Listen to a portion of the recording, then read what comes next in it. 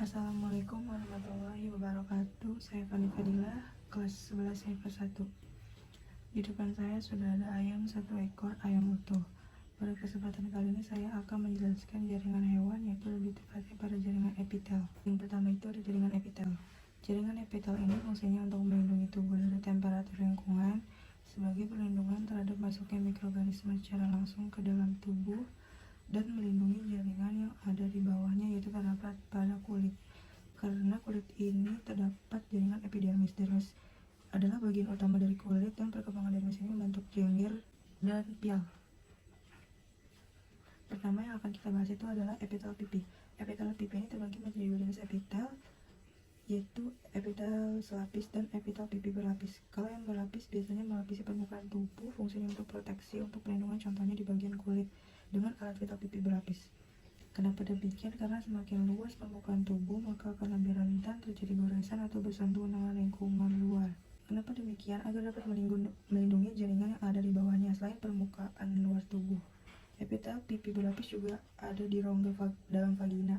Kenapa? Yaitu untuk melindungi dari gesekan pada saat terjadi peristiwa ovulasi atau peristiwa reproduksi pada apapun itu yang ada pada dalam paru-paru atau dalam alveolus.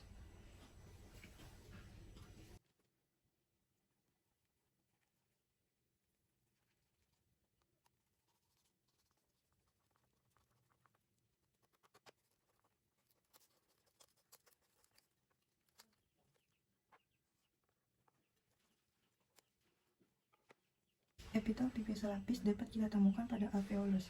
Ada kantong-kantong kecil yang terdapat dalam paru-paru, fungsinya untuk pertukaran gas oksigen dan karbon dioksida. Kenapa di paru-paru? Permukaan epitel yang lebar juga tidak terlalu tebal, karena dia hanya tersusun atas satu lapis sel, membuat proses perpindahan gas atau pertukaran gas dari pembuluh darah dan organ sel terjadi lebih mudah. Itu epitel pipi yang melapisi bagian luar permukaan tubuh, dan pada bagian ini adalah contohnya alveolus.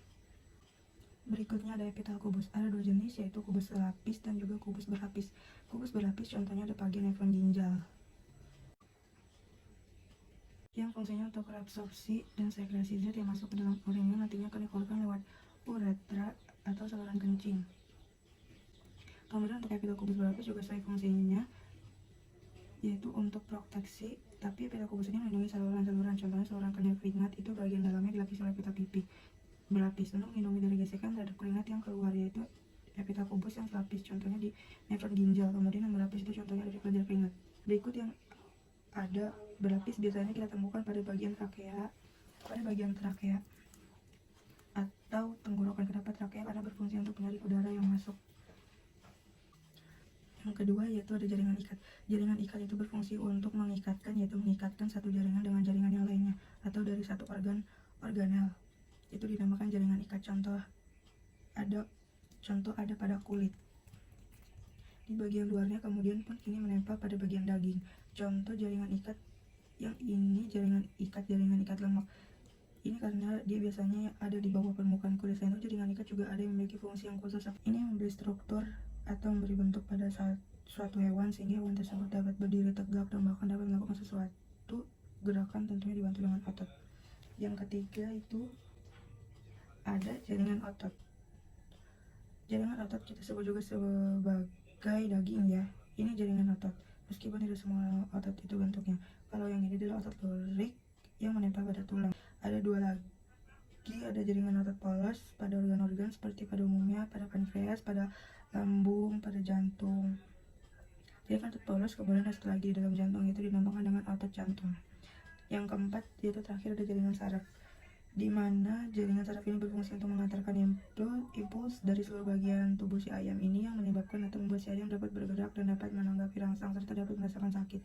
Setiap sel saraf itu akan berhubungan dengan yang lainnya membentuk jaringan saraf, atau kita lebih mengenal dengan sistem saraf, di mana sistem saraf yang terdapat pada tubuh hewan itu berpusat pada otak dan juga sumsum tulang belakang lain.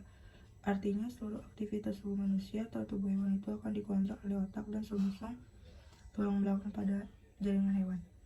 Sekian dari saya jaringan hewan, yaitu lebih tepatnya jaringan epitel pada ayam ini. Sekian dari saya. Wassalamualaikum warahmatullahi wabarakatuh.